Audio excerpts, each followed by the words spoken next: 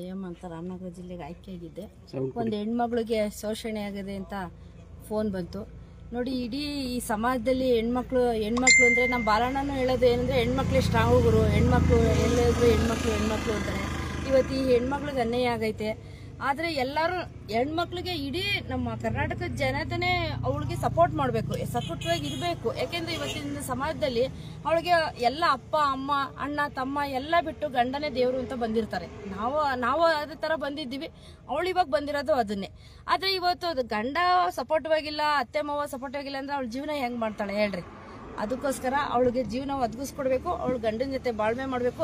ಇಲ್ಲ ಅವ್ರ ಅತ್ತೆ ಮಾವಂಗೆ ಜೊತೆಲಿ ಬಾಳಕ್ಕಾಗ್ಲಿಲ್ಲ ಅಂದ್ರೆ ಗಂಡ ಹೆಂಡತಿನ ಬಾಳಕ್ ಬಿಡಿ. ಅವ್ರಿಗೆ ಒಂದು ಸಪ್ರೇಟ್ ಆಗಿ ಏನಾದ್ರು ಒಂದು ವ್ಯವಸ್ಥೆ ಮಾಡ್ಕೊಟ್ಟೆ ಅವಳು ಬಾಳಕ್ಕೆ ಒಂದು ಅವಕಾಶ ಮಾಡ್ಕೊಡ್ಲಿ. ಇವತ್ತಿನ ಸಮಾಜದಲ್ಲಿ ಎಲ್ರಿಗೂ ಅವಕಾಶ ಐತೆ. ಪಾಪ ಅವಳು ಮುದ್ದೆ ಹೆಣ್ಮಕ್ಳು ಮುಖ ನೋಡಿದ್ರೆ ನಮ್ಗೆ ನಿಜವಾಗ್ಲೂ ನಮ್ಗೆ ಕರಳು. ಯಾಕೆಂದ್ರೆ ನಮಗೂ ಒಬ್ಳು ಹೆಣ್ಮಕ್ಳಿದ್ದಾಳೆ, ನನಗೂ ಸೊಸೆ ಬಂದಿದ್ದಾಳೆ. ನೋಡ್ರಿ, ನನ್ನ ಸೊಸೆ ಬಂದು ಆಗ್ಲೇ ಸುಮಾರು 13 ವರ್ಷ ಆಯ್ತು. ನಾನು ಅವಳು ಸೊಸೆ ಫ್ರೆಂಡ್ಸ್ ತರ ಇದ್ದೀವಿ. ಇವತ್ತು ನಮ್ಮ ಮನೇಲಿ ಆ ತರ ಆ ಹೆಣ್ಮಕ್ಳನ್ನ ನೋಡ್ಕೋಬೇಕು. ಯಾಕೆಂದ್ರೆ ನಮ್ಮನೆ ಹೆಣ್ಮಕ್ಳು ಬೇರೆ ಮನೆಗೆ ಹೋಗ್ತಾರೆ, ಆ ಹೆಣ್ಮಕ್ಳು ನಮ್ಮ ಮನೆಗೆ ಬರ್ತಾಳೆ. ಆವಾಗ ನಮ್ಮನೆ ಹೆಣ್ಮಕ್ಳು ನಾವು ಕರೆಕ್ಟಾಗಿ ನೋಡ್ಕೊಂಡಾಗ ಆ ಸೊಸೆನ ನಮ್ಮನೆ ಹೆಣ್ಮಕ್ಳು ತರ ನೋಡ್ಕೊಂಡ್ರೆ ನಮ್ಮನೆ ಹೆಣ್ಮಕ್ಳು ಎಲ್ಲ ಒಂದ್ ಕಡೆ ಚೆನ್ನಾಗಿರ್ತಾಳೆ ಅಂತ ಭಾವನೆ. ಅದಕ್ಕೋಸ್ಕರ ನಾವು ಆ ಹುಡುಗಿಗೆ ನ್ಯಾಯ ಸಿಗೋವರೆಗೂ ಆ ಹುಡುಗಿ ಜೊತೆಲಿ ಇದ್ದು ನಾನು ಹೋರಾಟ ಮಾಡ್ತೀನಿ ಸರ್. ಧನ್ಯವಾದ. ಇರುವಿಕೆಗಾಗಿ ಕಾಯ್ದೆ ಸರ್. ಆ ಹುಡುಗಿಗೊಂದು ಏನೋ ಬಂದು ಸಾಂತ್ವನ ಹೇಳಿ ಕರ್ಕೊಂಡು ಹೋಗ್ತಾರೆ, ಅವ್ರ ಮಗನ ಜೊತೆ ಬಾಳ್ವೆ ಮಾಡಕ್ ಬಿಡ್ತಾರೆ ಅಂತ ಆ ತಾಯಿನ ನಾವು ಎಲ್ಲಾರು ಇದುವಾಗಿ ಕೇಳ್ಕೊಂಡ್ವಿ ಸರ್. ಅವ್ರ ಅತ್ತೆ ಇರ್ಬೋದು, ಅವ್ರ ಮಾವನ್ ಇರ್ಬೋದು, ಬನ್ನಿ ಸರ್. ಯಾಕೆಂದ್ರೆ ಇದು ಆದಿರಂಪ ಬೀದಿರಂಪ ಅಲ್ಲ ಅಂತ ಎಲ್ರಿಗೂ ಗೊತ್ತಿದೆ. ಏನೋ ಒಂದು ತಪ್ಪಾಗಿರುತ್ತೆ ಸರ್, ಎಲ್ರ ಮನೇಲೂ ತಪ್ಪಾಗಿರುತ್ತೆ.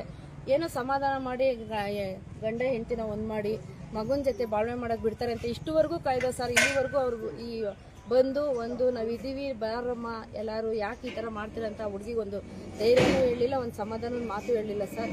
ಅದಕ್ಕೋಸ್ಕರ ಈಗ ನಾವು ಅವ್ರ ಮನೆ ಬಾಕ್ಲಲ್ಲೇ ಬಂದು ಆ ಹುಡುಗಿಗೆ ನ್ಯಾಯ ಸಿಗೋವರೆಗೂ ನಾವು ಹೋರಾಟ ಮಾಡ್ತೀವಿ ಸರ್. ನ್ಯಾಯ ಸಿಗ್ಲೇಬೇಕು ಸರ್. ಯಾಕೆಂದ್ರೆ ಗಂಡನ ಜೊತೆ ಬಾಳ್ವೆ ಮಾಡ್ಲೇಬೇಕು. ಆ ಹುಡುಗಿ ಏನು ಗಂಡ ಬೇಡ, ನನಗೆ ಇದು ಅತ್ತೆ ಮಾವ ಬೇಡ ಅಂತ ಹೇಳಿಲ್ಲ ಸರ್. ನಾನು ಬಾಳ್ವೆ ಮಾಡ್ಕೊಂಡ್ಬಿಡ್ಬೇಕು, ನನ್ನ ಮನೆಗೆ ಅಂತ ಕೇಳ್ಕೊಂಡದೆ.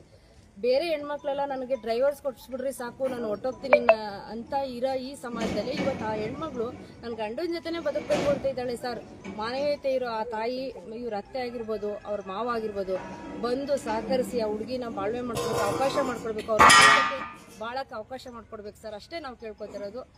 ನಾವು ಅವ್ರ ಜೊತೆ ನಿಂತ್ಕೊಂಡಿದೀವಿ ಸರ್, ಹೋರಾಟ ಮಾಡ್ತೀವಿ. ಪಾಪ ಹೆಣ್ಮಕ್ಳಿಗೆ ಒಂದು ನೋಡಿ, ಈ ದಿನ ಶಾಲೆ ಹತ್ರ ಎಷ್ಟೋ ತನಕ ಕಾಯ್ದರು ಬರ್ತಾರೆ ಅಂತ ಬರಲಿಲ್ಲ. ಅದಕ್ಕೋಸ್ಕರ ಅವರ ಮಾವರ ಮನೆ ಹತ್ರ ಬಂದಿದ್ದಾರೆ. ಮನೆಗೆ ಒಳಗಡೆ ಕರ್ಕೊಳ್ಳೋಕ್ಕೆ ಅವಕಾಶ ಮಾಡಿಕೊಡ್ತಾರ, ನೋಡೋಣ, ಕಾದು ನೋಡೋಣ. ಒಳ್ಳೆಯದೇ ಸರ್. ಇದು ಇಷ್ಟಕ್ಕೆ ನಿಲ್ಲಿಲ್ಲ ಅಂದ್ರೆ ಸರ್, ಮಾಧ್ಯಮ ಮತ್ತೆ TV9 ಆಗಿರ್ಬೋದು, ಸುವರ್ಣ TV ಇರ್ಬೋದು, ಸಂಘ ಸಮಸ್ಯೆ ಎಲ್ಲ ಬಂದು ದೊಡ್ಡದಾದಂತ ಆಗತ್ತಿನ ಮೂಲಕ ಅವರು ಈ ಹೆಣ್ಮಕ್ಳನ್ನ ಮನೆ ತುಂಬಿಸ್ಕೋಬೇಕು ಸರ್. ನಾವು ಅವ್ರ ಹತ್ರನೂ ನಾವು ಅವ್ರಿಗೆ ದೌರ್ಜನ್ಯ ಮಾಡ್ತಿಲ್ಲ ಸರ್. ಆ ಹೆಣ್ಮಕ್ಳಿಗೊಂದು ಅವಕಾಶ ಮಾಡ್ಕೊಡ್ಬೇಕು. ಯಾಕೆಂದ್ರೆ ಎಲ್ರ ಮನೇಲೂ ಇದ್ದಿದ್ದೇ ಇರುತ್ತೆ ಸರ್. ಅದಕ್ಕೆ ಇವಾಗ ಅವಕಾಶ ಮಾಡ್ಕೊಟ್ಟು ಅವ್ರ ಗಂಡನ ಜೊತೆ ಬಾಳ್ವೆ ಮಾಡ್ಕೊಳಕ್ ಅವಕಾಶ ಮಾಡ್ಕೊಡ್ಬೇಕು ಸರ್. ಅಷ್ಟೇ ನಾವು ಕೇಳ್ಕೊತಾರೆ. ಮದ್ವೆಗೆ ಕಂಪ್ಲೇಂಟ್ ಅಲ್ಲ ಅವರು ಮೆನ್ಷನ್ ಮಾಡೋರು.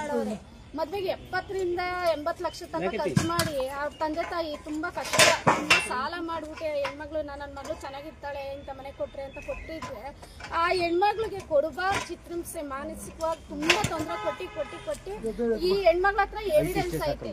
ಸಾಲಕ್ಕೆ ಅವ್ರು ಹೊಡೆದು ಈಚೆ ಹಾಕಿರೋದು ಎವಿಡೆನ್ಸ್ ಐತೆ. ಸ್ಟೇಷನ್ ಕಂಪ್ಲೇಂಟ್ ಆಗೈತೆ. ಏನು ಸ್ಟೇಷನ್ ಅಲ್ಲಿ ಪೊಲೀಸ್ನವರೆಲ್ಲ ತುಂಬಾ ಸಹಕಾರ ಕೊಟ್ಟು ಸಂಸಾರ ಒಂದ್ ಮಾಡ್ಬೇಕು ಅಂದ್ಬಿಟ್ಟು ನಮ್ಮ ಸಬ್ ಇನ್ಸ್ಪೆಕ್ಟರ್ ಆಗಿರ್ಬೋದು, ನಮ್ಮ ಸರ್ಕಲ್ ಇನ್ಸ್ಪೆಕ್ಟರ್ ಗಿರಿರಾಜ್ ಸರ್ ಆಗಿರ್ಬೋದು ತುಂಬಾ ಶ್ರಮ ಪಟ್ಟು ಒಂದ್ ಮಾಡವ್ರೆ. ಆದ್ರೂ ಹೆಣ್ಮಕ್ಳಿಗೆ ಒಂದ್ ಪೀಸ್ ನ್ಯಾಯ ಸಿಗತಕ್ಕ ಅದು ಎಷ್ಟೊತ್ತಾದ್ರೂ ಸರಿನೇ ಸರ್. ನಾವ್ ಹತ್ರಗಳಾದ್ರೂ ಸರಿ ಸರ್, ನಾವು ಅವ್ರ ಜೊತೆ ಉಗ್ರವಾದ ಹೋರಾಟ ಮಾಡೇ ಮಾಡ್ತೀವಿ. ಹೆಣ್ಮಕ್ಳಿಗೆ ನ್ಯಾಯ ಕೊಡ್ಸಕ್ಕೆ ಇದು ನೋಡಿ ಎಲ್ಲಾ ನಮ್ಮ ಇಡೀ ಕರ್ನಾಟಕದ ಹೆಣ್ಮಕ್ಳು ಈ ಹೆಣ್ಮಕ್ಳಿಗೆ ನ್ಯಾಯ ದೊರಕಿಸ್ಕೊಡ್ಬೇಕು. ಎಲ್ಲಾ ಹೆಣ್ಮಕ್ಳು ಸಹಕಾರ ಕೊಡ್ಬೇಕು, ಹೆಣ್ಮಕ್ಳಿಗೆ ನ್ಯಾಯ ದೊರಕಿಸ್ಕೊಡ್ಬೇಕು ಸರ್. ಪ್ರತಿಯೊಬ್ರು ಹೆಣ್ಮಕ್ಳಲ್ಲೂ ನಾನು ಕೇಳ್ಕೊಳ್ಳೋದೇನಂದ್ರೆ ಈ ಹೆಣ್ಮಕ್ಳಿಗೆ ನ್ಯಾಯ ಸಿಗ್ಬೇಕು ಸರ್.